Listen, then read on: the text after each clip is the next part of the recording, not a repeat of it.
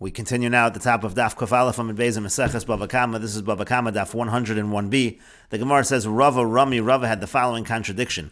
Tanan, we learned in the Mishnah, this we quoted on the previous Amud, Beged shetzavu beklipe orla, if you have a garment that was dyed with the peels of orla fruit, yidolik, it has to be burned. And so Alma, we see from that, chazusa milsi, that the appearance is considered to be something that is substantial, and that's why, if you use the peels of orla fruit to dye this beged, that's substantial, and yidolik, it has to be burned.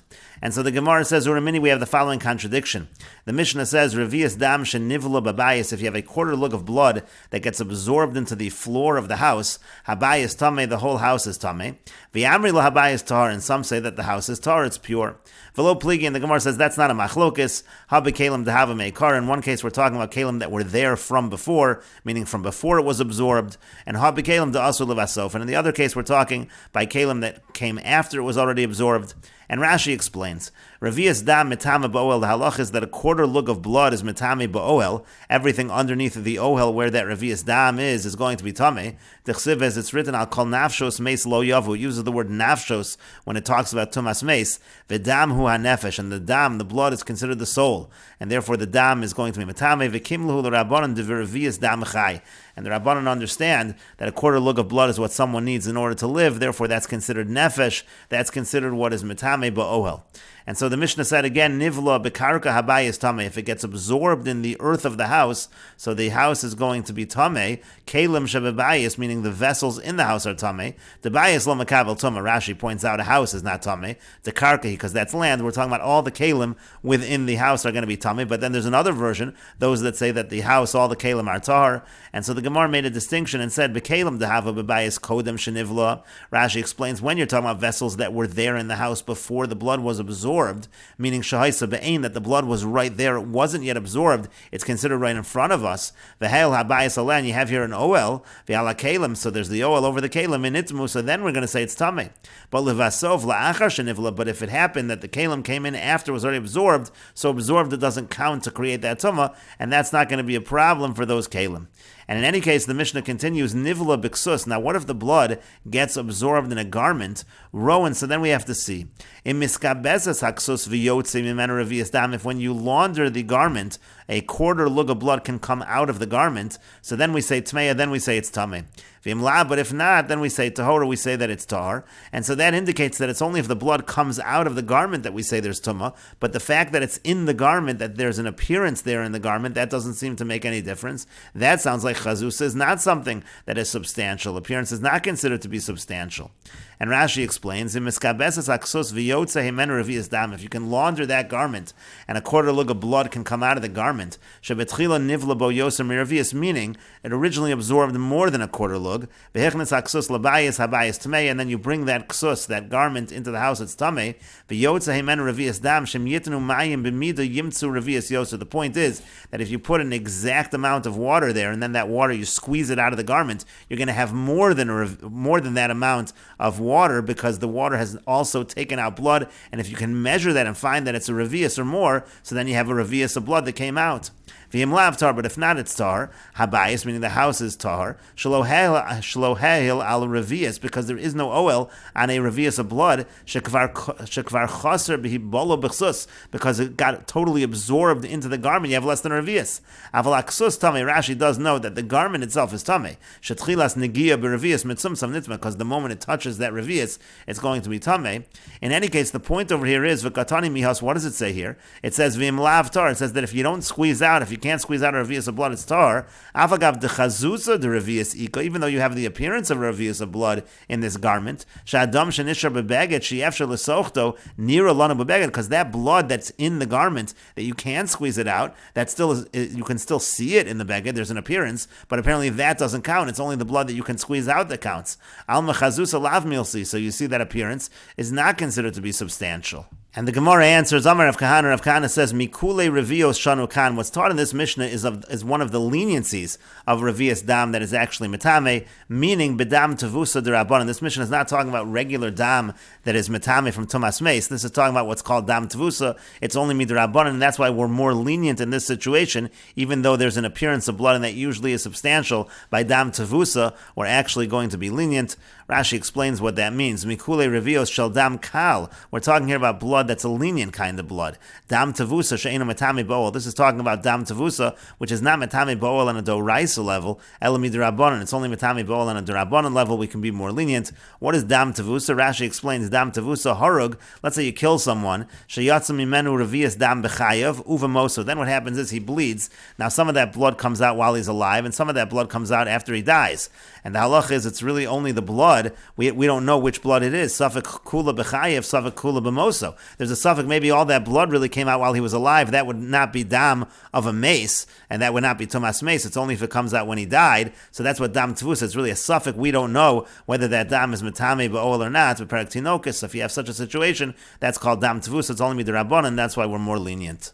And the Gemara continues at the two dots. Rava had the following contradiction. Tanan, we learned in the Mishnah, Mimin hatsoven, from the species of plants that can create dyes, Sviche stim v'kotze. If you're talking about svichim are plants that are not intentionally planted, they just grow on their own, and stim v'kotze refers to woad and safflower. So yesh len shvius. So those are considered to be under the laws of shvius, v'lidmeyan shvius, and let's say you exchange them for money, they also have all of the laws and restrictions of shvius. And yesh len bir, they have the halacha of bir, which is the halacha of destruction that's relevant to shvius. V'lidmehen bir, and again, if you exchange them for money, the money has that same halacha of bir, meaning to say all the halachas of shvius apply to these kinds of wood. And so the Gemara says, Alma eitzim, yesh b'hen misham kedusha shvius. The point over here is you see that wood can have the sanctity of the Shemitah year. That's what we see from this Mishnah.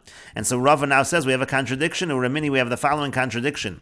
Ale konim, if you have leaves of reeds, v'ale gafanim, or leaves of vines, shegivavan becheva, that one piled them up for storage, al panei hasada, on the field, likton la'achila. So if they're collected for the purpose of eating them, yesh b'hen misham kedusha shvius, and then they do have the sanctity of shvius. But la'etzim, but if it's for wood, ein b'hen misham kedusha shvius, they don't have the sanctity of shvius. So it's a contradiction whether or not eitzim have the kedusha shvius or not. And the Gemara answers umashani, and the answer to this is as follows. Amar Kra, the pasuk says la'achla, talks about eating it, and what that means is b'misha hana'asa u'biuro shavin. It means that the benefit has to be derived at the same time that the person is consuming the item. Yatsu eitzim, that generally excludes wood. Shahana'asan achar biuran, that generally by wood the benefit is actually after it's consumed you turn it into coals, and that's true by most situations of wood. That's why by wood we say there is no kedushas shvius in general. However, there's an exception again by sviche stim v'kotza. In those situations, we actually say that the benefit happens at the time that it's being destroyed, and therefore those kinds of wood are different, and we say they have kedusha shvius. And the reason, of course, why those kinds of wood are different is because those were used for dyes, which again is a situation where the hana and the biur is at the same time.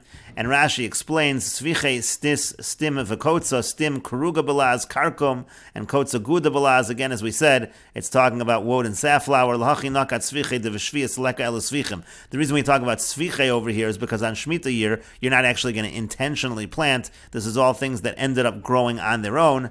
So again, we said by these kinds of wood that are used for the dyes, yesh len v'lidmei and shvias. The halachas of shvias apply, meaning shein osen mehen sechora. You can't do business with these things. It says by shvius you can eat it, but you can't do business.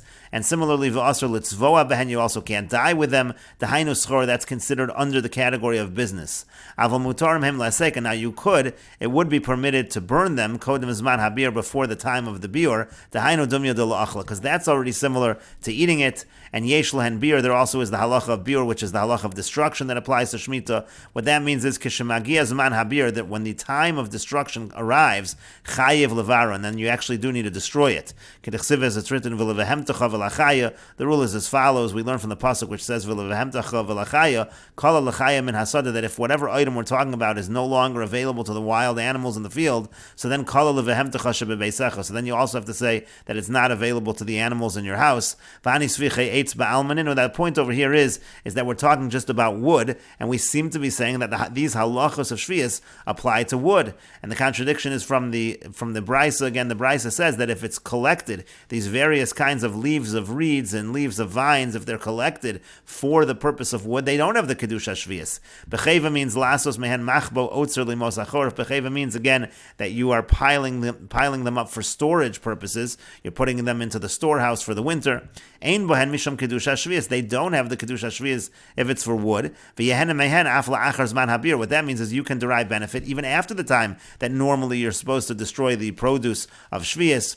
And so then the Gemara answered, it depends if the hana and the beer is at the same time. Meaning, shahana asan ubiyuran shava. If you're talking about a situation where the benefit is derived at the same time as the destruction, davar shebishas hana aso kolam ola. Meaning, you have a situation where at the time that you're deriving benefit, it's also destroyed. You're eating something, so at the time you're eating it, it's being destroyed, and you're also deriving benefit. But yatsu eitzim, that generally excludes wood. Shalachar biyuran shanasim gecholim, because what happens is you burn it, you consume it, and it becomes coals. Hu dehavi ikar hanas, and that's when you're really getting the benefit, is after you've already done the destruction. And now Rashi notes that's why it's different when you're talking about dyes. Avol minei tzevoim b'shas resichas hayora. When you're talking about dyes that you are burning in the cauldron, kol hashorish, so the root becomes destroyed, and at the same time, the kol hatseva, that's when the dye it attaches to the garment or to whatever fabric. Nimsu hanasanu biuran shava. So over there, the hana and the beer is at the same time. Hilga chayla layu shviyah. So that's why the halachos of shviyah apply. But the Gemara continues, Va'ika eitzim de mishchan, but what about wood